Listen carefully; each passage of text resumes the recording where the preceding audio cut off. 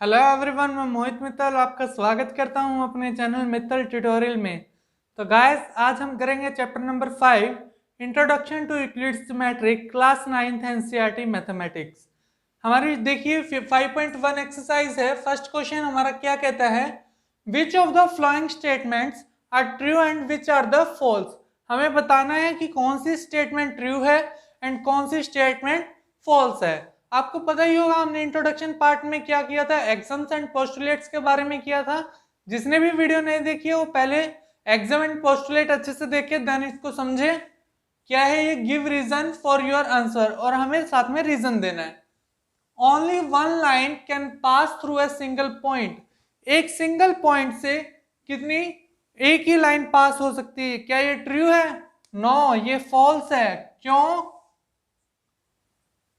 ये क्या है? फॉल्स, क्योंकि एक सिंगल लाइन से आप कितनी भी लाइंस पास आउट कर सकते हैं। ठीक है, infinite, because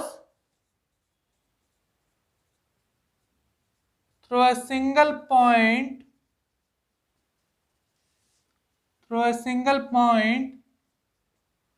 infinite lines can be passed। एक सिंगल पॉइंट से क्या, इनफाइनाइट लाइन पास की जा सकती है। नेक्स्ट वन क्या है, there are an infinite number of lines which pass through distinct point. देखिए हमारे पास दो पॉइंट है। क्या दो पॉइंट से इनफाइनाइट लाइन पास हो सकती है? नहीं, ओनली एक ही लाइन पास हो सकती है।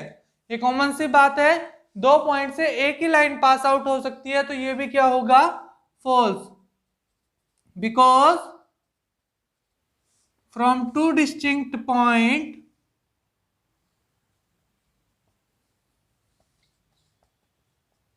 only one line can be passed। दो पॉइंट से क्या, एक ही लाइन पास हो सकती है। नेक्स्ट क्या है, a terminated line can be produce indefinitely on both side. क्या कहता है, एक टर्मिनेटेड लाइन है। देखिए क्या है, एक टर्मिनेटेड लाइन है। क्या हम इसको आगे आगे आगे एक्सटेंड कर सकते हैं दोनों तरफ? जी बिल्कुल कर सकते हैं। यहां पर क्या कहा है, can be produce indefinitely on both side. तो ये स्टेटमेंट क्या होगी? ट्रू। क्यों कर सकते हैं? According to postulate number 2। Postulate 2 क्या कहता है, एक टर्मिनेटेड लाइन जो है उसको हम इनफाइनाइट तक एक्सटेंड कर सकते हैं। नेक्स्ट क्या है, if two circles are equal, अगर दो सर्कल्स आपस में इक्वल है, then their radius are equal. ये दो सर्कल है, इनकी रेडियस क्या होगी? इक्वल होगी। अगर ये दोनों सर्कल इक्वल है तो इनकी रेडियस भी क्या होगी? इक्वल होगी। क्यों इक्वल होगी? बिकॉज बोथ सर्कल क्या करेंगे? कंसाइड। बोथ सर्कल क्या होंगे? कॉन्साइड होंगे। इसलिए क्या करेगी ये, एक के ऊपर एक आएगी तो रेडियस भी क्या होगी? इक्वल होगी। ठीक है, now let's come to the next part. हाँ जी, फिफ्थ पार्ट देखिए। फिफ्थ में कहता है, if A B is equal to P Q, अगर ए बी पी क्यू के इक्वल है एंड पी क्यू जो है एक्स वाई के इक्वल है, क्या ए बी और एक्स वाई इक्वल होगी? ये दोनों इक्वल है, ये दोनों इक्वल है। क्या ये दोनों भी इक्वल होगी? Yes, true. क्यों इक्वल होगी? अगर ये इसके इक्वल है, ये इसके इक्वल है, तो ये दोनों भी तो इक्वल ही होगी। यहां पर हम रीजन लिख सकते हैं, अकॉर्डिंग टू एग्जाम नंबर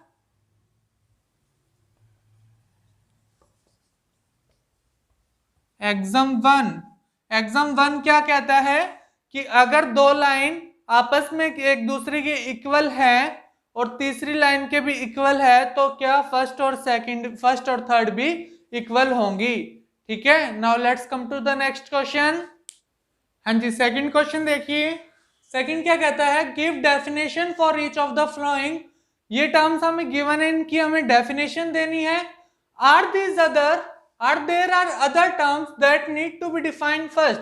क्या इनसे पहले भी कोई टर्म है जिसको हमें डिफाइन करना पड़ेगा? वट आर दे, क्या है वो?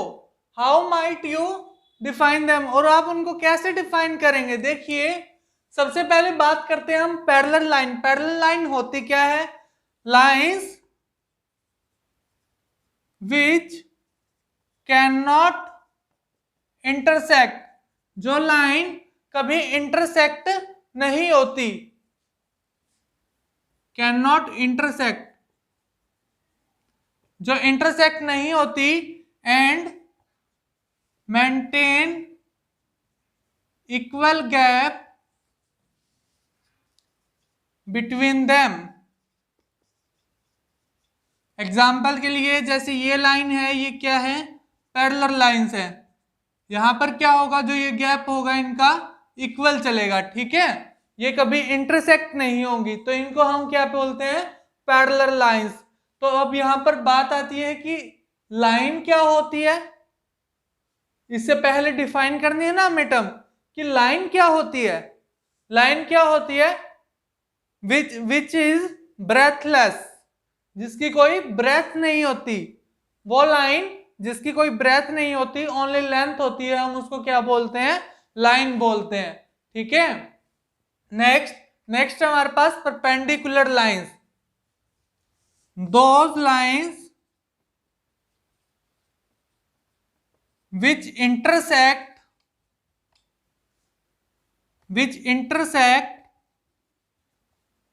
इंटरसेक्ट तो करती है, वो इंटरसेक्ट नहीं कर रही थी, बट ये इंटरसेक्ट तो करती है, but intersect at right angle. कहां पर इंटरसेक्ट करेगी ये? राइट एंगल पर। मतलब ये दो मेरे पास लाइन है, एक ये होगी, जो दूसरी होगी ये लाइन होगी। ये इंटरसेक्ट तो कर रही है, काट तो रही है एक पॉइंट पर, बट जो एंगल बना रही है वो कितना बना रही है? 90 डिग्री का एंगल बना रही है, ठीक है? राइट एंगल क्या होता है? एंगल विच मेक 90 डिग्री, ठीक है? जो 90 डिग्री का एंगल बनाए उसको हम क्या बोलते हैं? राइट एंगल, ठीक है? Now let's come to the next term. हाँ जी, थर्ड देखिए क्या है हमारे पास? Line segment. अब ये लाइन सेगमेंट क्या होती है? अभी हमने लाइन पढ़ी थी, क्या होती है? वो ब्रेथलेस होती है। और लाइन सेगमेंट क्या होती है? A line which has two end points, जिसके दो क्या होते हैं? एंड पॉइंट्स होते हैं। जैसे ये एक लाइन है मेरे पास, इसके ये क्या है? एंड पॉइंट है, ठीक है? पॉइंट क्या है? एक प्लेस है ओनली। पॉइंट को अगर हम डिफाइन करेंगे तो क्या है? पॉइंट एक ओनली प्लेस है, ठीक है? Radius of a circle, radius of circle क्या होता है? A distance from centre to any point, centre से एनी पॉइंट ऑफ सर्कल, वो डिस्टेंस सेंटर से कहां तक? Any point of circle, circle के कोई भी पॉइंट पर, ऑन बाउंड्री ऑफ सर्कल कर लो, any point on boundary of circle, circle की बाउंड्री पर, ठीक है? अब सर्कल क्या होता है? Distance from centre to equidistance all point. जो क्या होता है? सर्कल एक प्लेन फिगर होती है, और सभी सेंटर से सभी जो इक्वी डिस्टेंस पॉइंट होता है उनको मिला दिया जाता है, तो क्या बन जाता है? सर्कल बन जाता है, ठीक है? नेक्स्ट है हमारे पास स्क्वायर। स्क्वायर क्या होती है? A closed figure having 4 line segments and 490 degree angles, जिसके 4 तो लाइन सेगमेंट होती है और 4 ही क्या 90 डिग्री एंगल बनाती है, ठीक है? उसको हम क्या कहते हैं? स्क्वायर कहते हैं। जिसके सभी एंगल कितने डिग्री के हो? 90 डिग्री के, और चारों साइड क्या होती है? इक्वल होती है। And all sides are all sides are equal, जिसकी सारी साइड क्या होती है, इक्वल होती है, ठीक है, उसको हम क्या कहते हैं, स्क्वायर कहते हैं, ठीक है। Now let's come to the next question. हाँ जी, थर्ड क्वेश्चन देखिए, थर्ड क्वेश्चन क्या कहता है, consider two postulates given below. इनको हमें कंसिडर करना है कि ये दो पोस्टुलेट्स हैं। पहला पोस्टुलेट क्या कहता है, given any two distinct point A and B, कोई दो पॉइंट है A and B, there exist a third point C, third point exist करता है सी पॉइंट, कहां पर एग्जिस्ट करता है, which is between A and B, इनके मिड में है, ठीक है, ए और बी के मिड में लाई करता है। नेक्स्ट वन क्या कहते हैं, देयर एग्जिस्ट एटलीस्ट 3 पॉइंट्स, यहां पर 3 पॉइंट एग्जिस्ट कर रहे हैं, that are not on the same line, जो सेम लाइन पर नहीं है। आगे क्या कहता है, do these postulates contain any undefined term, क्या यहां पर कोई अनडिफाइंड टर्म थी, यस, सभी टर्म्स तो अनडिफाइंड है ही नहीं, yes, there are several undefined terms, सभी पॉइंट्स तो थे ही नहीं, कहां था सभी डिफाइन, हमें ना अच्छे से बता रखा कि क्या है ये क्या नहीं।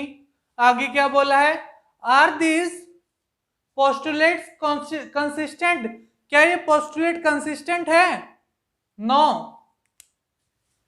कंसिस्टेंट, सॉरी, यहां पर पूछा है आर दिस पोस्टुलेट कंसिस्टेंट, क्या ये एग्जिस्ट करेंगे, एग्जिस्ट करेंगे, हाँ जी करेंगे, तो यहां पर क्या आएगा, यस, दीज आर कंसिस्टेंट, ये कंसिस्टेंट होंगे, क्यों होंगे, क्योंकि यहां पर क्या है, इनका कोई मतलब बन रहा है, इनका कोई मतलब बन रहा है, तो ये क्या होंगे, कंसिस्टेंट होंगे। आगे हमसे पूछा है, do they follow from Euclid's postulates explain, क्या यहां पर कोई यूक्लिड का पोस्टुलेट फॉलो हुआ है, हमने 5 पोस्टुलेट्स पढ़े थे, क्या उनमें से कोई यहां पर फॉलो हुआ है, नहीं हुआ, नो, तो यहां पर क्या होगा, they do not follow Euclid's postulates,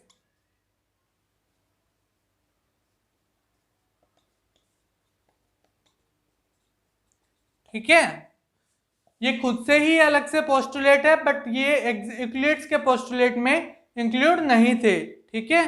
now let's come to the next question. हाँ जी, फोर्थ क्वेश्चन देखिए क्या कहता है, if a point C lies between 2 points A and B, दो पॉइंट्स हैं ए एंड बी, आगे क्या कहता है, वहां पर सी पॉइंट लाई करते हैं इन दोनों के बीच में, such that A C equal to B C, अगर मैं इसको ज्वाइन करता हूं, यहां पर सी पॉइंट लाई कर रहा है, और क्या कह रहे हैं हमारे पास गिवन में, ए सी इक्वल टू बी सी, जो ए सी है वो किसके इक्वल है, बी सी के इक्वल है, then prove that A C equal to half of A B, to prove हमें क्या करना है, A C equal to half of A B, ठीक है, explain by drawing the figure, यही हमारे पास फिगर है, अब हम इसको प्रूफ करते हैं। प्रूफ देखिए क्या होगा, क्या मैं ए बी को ये लिख सकता हूं, A B equal to A C plus B C, लिख सकता हूं, ए बी को मैं क्या लिख सकता हूं, ए सी प्लस बी सी, और अब देखिए आगे A B as it is, A C को मैं क्या लिख सकता हूं, ए सी तो मुझे चाहिए ही है, मैं बी सी को क्या लिख सकता हूं, ए सी लिख सकता हूं, बी सी को मैं क्या लिख सकता हूं, ए सी लिख सकता हूं, क्योंकि मेरे पास क्वेश्चन में गिवन है, गिवन मेरे क्या है, A C equal to B सी, ये मेरे पास गिवन है, तो यहां से क्या बना, A B equal to A C plus A C कितना होगा, 2ac, ये 2 यहां मल्टीप्लाई में, यहां आएगा तो डिवाइड, इक्वल टू ए सी, इसका मतलब क्या हुआ, क्या मैं इसको लिख सकता हूं, A C equal to half of A B, दोनों का एक ही तो मतलब है, ठीक है, बस मैंने टर्म्स इसको इधर ले लिया, इसको इधर ले लिया, यही तो मुझे प्रूफ करना था, तो ये मेरा क्या हो गया, प्रूफ हो गया, हैंस प्रूव्ड, बिल्कुल इजी था। क्या किया मैंने, ए बी को मैं क्या लिख सकता था, A C plus B C, AC और BC मेरे पास इक्वल थे तो मैंने BC की जगह AC लिख दिया। ये डबल हो गया तो यहाँ आकर डिवाइड हो गया, यही तो हमें प्रूव करना था। Question complete. ठीक है, now let's come to the next question. हाँ जी, फिफ्थ क्वेश्चन देखिए। फिफ्थ कहता है in question 4 point C is the mid point of line segment. अभी हमने एक फिगर बनाई थी, क्या थी वो फोर्थ क्वेश्चन में? AB हमारे पास पॉइंट है जिसमें C मिड पॉइंट है, और हमने क्या कंक्लूजन लिखा था यहां से कि AC is equal to half of AB, यही कंक्लूजन निकाला था। इसी का यूज करते हुए हम इस क्वेश्चन को सोल्व करेंगे। क्या कहता है आगे? Prove that every line segment has one and only one mid point. कहता है कि हर कोई लाइन सेगमेंट का ओनली वन ही मिड पॉइंट होता है। तो ये हम कैसे प्रूव करेंगे? मान के चलते हैं हम इसका मिड पॉइंट क्या है? D है। अगर इसका कंस्ट्रक्शन किया हमने, क्या लेट किया है? D is the mid point. ठीक है, D अगर मिड पॉइंट है तो अब हम इसको प्रूव करते हैं। इसको मैं 1 नाम दे देता हूं। अगर D is mid point, if D is mid point, अगर D मिड पॉइंट है तो AD जो है हाफ ऑफ AB होगा। इसको मैं सेकंड नाम दे देता हूं। AD जो है हाफ ऑफ AB होगा। अगर D मिड पॉइंट है तो क्या AB जो है हाफ ऑफ AD होगा, यही मैंने लिखा है। AD जो है वो क्या होगा? Half of AB। ठीक है, अब देखिए from first and second, first and second से क्या कंक्लूजन निकला? 1/2 AB, यहां भी क्या है? 1/2 AB। ये दोनों साइड इक्वल है। ये कौन सी साइड? हमारी राइट हैंड साइड इक्वल है, तो लेफ्ट हैंड साइड भी इक्वल होगी। राइट हैंड साइड अगर इक्वल है तो लेफ्ट हैंड साइड भी तो इक्वल होगी। From first and second AC is equal to AD। AC क्या? AC और AD दोनों इक्वल है। दोनों इक्वल है, इसका मतलब क्या हुआ? It means both C and D coincide each other। दोनों, इसका मतलब तो यही हुआ ना कि एक ही पॉइंट है जब भी तो कोइंसाइड करेगा। दोनों एक ही पॉइंट होगा जब भी तो ये मिड पॉइंट कहलाएगा। यही हमें प्रूव करना था कि एक लाइन सेगमेंट के ओनली एक ही मिड पॉइंट हो सकता है। ठीक है, यही हमारे question solve. Now let's come to the next question. हाँ जी, सिक्स्थ क्वेश्चन देखिए। सिक्स्थ क्या कहता है? If AC is equal to BD, अगर जो AC है वो किसके इक्वल है? BD के इक्वल है। AC है BD के इक्वल है, तो then prove that AB is equal to CD। जब AB और CD भी क्या होंगे? इक्वल होंगे। ये हमें प्रूव करना है। हम क्या करते हैं? देखिए दोनों साइड क्या बीच में ये आ रहा है ना BC, इसको कर दो सब्ट्रैक्ट। देखो subtract BC on both side. दोनों साइड हम BC को सब्ट्रैक्ट कर देते हैं। AC माइनस BC, यहां से भी क्या कर देते हैं हम? BD minus BC। BD में से BC को माइनस कर दिया। देखो इस AC में से अगर BC चला गया तो बचा क्या हमारे पास? AB बचा। AC में से BC चला गया तो हमारे पास क्या बचा? AB। यहां पर देखिए BD में से अगर BC चला गया तो क्या बचा हमारे पास? CD बचा, तो यहां CD लिख दो। हमें यही तो प्रूव करना था, AB इक्वल टू CD। तो ये क्या हो गया? Hence proved. कुछ भी नहीं था, दोनों साइड हमने इसको BC को सब्ट्रैक्ट कर दिया तो कोई इफेक्ट नहीं पड़ेगा। कट रहा है क्योंकि कैंसिल हो रहा है तो कोई इफेक्ट नहीं पड़ेगा। तो इसका मतलब क्या हुआ? ये दोनों भी इक्वल है। Okay, now let's come to the next question. हाँ जी, सेवंथ क्वेश्चन देखिए। सेवंथ क्या कहता है? Y in exam 5 is the list of Euclid's exam in the जो यूक्लिड्स के एग्जाम्स हमने पढ़े थे उस लिस्ट में एग्जाम 5 क्यों यूनिवर्सल ट्रूथ कहा जाता है? देखिए पहले तो एग्जाम 5 क्या था? एग्जाम 5 कह रहा था कि the whole is greater than part. यही कहा था, जो होल होता है वो पार्ट से बड़ा होता है। तो इसको हम प्रूव करने के लिए एक चीज लेते हैं, देखो एग्जांपल लेके चलते हैं। फॉर एग्जांपल मैंने एक लाइन ली, ए बी एक लाइन ली मैंने, इसके मैंने दो तीन टुकड़े कर दिए, देखिए 1 2 3, तीन टुकड़े हो गए इसके। अब देखिए ये टुकड़ा कितना है, मैंने एक टुकड़ा उठाया, कितना है, इतना ही है ना, ये टुकड़ा उठाया मैंने, इतना ही है। अब देखिए ये कंप्लीट इतनी है और ये टुकड़ा इतना है, तो इसका मतलब क्या हुआ, पार्ट से तो बड़ा ही हुआ ना होल। ये पूरा एक क्या है, होल है, और ये क्या है हमारा पार्ट, पार्ट से तो बड़ा है होल। यही हमें प्रूव करना है कि देखिए यही पूछा है इसने, क्या whole is greater than part. हाँ यही तो यूनिवर्सल ट्रूथ है, यूनिवर्सल ट्रूथ ही तो होगा। क्यों होगा, क्योंकि एक पार्ट जो है वो हमेशा छोटा होता है किससे, होल से, होल हमेशा बड़ा होता है। तो ये यूनिवर्सल ट्रूथ ही तो है, यही यूनिवर्सल ट्रूथ होगा ना, जो पार्ट है वो हमेशा छोटा होता है। ठीक है, यही हमें बताना था ओनली। इसी के साथ हमारी एक्सरसाइज भी कंप्लीट हो गई। अगर आपको वीडियो अच्छा लगा हो तो चैनल को सब्सक्राइब करना ना भूलें, साथ में बेल आइकन को जरूर प्रेस करें, और वीडियो पर ज़्यादा से ज़्यादा लाइक शेयर कमेंट करते रहिए। Thank you, have a good day.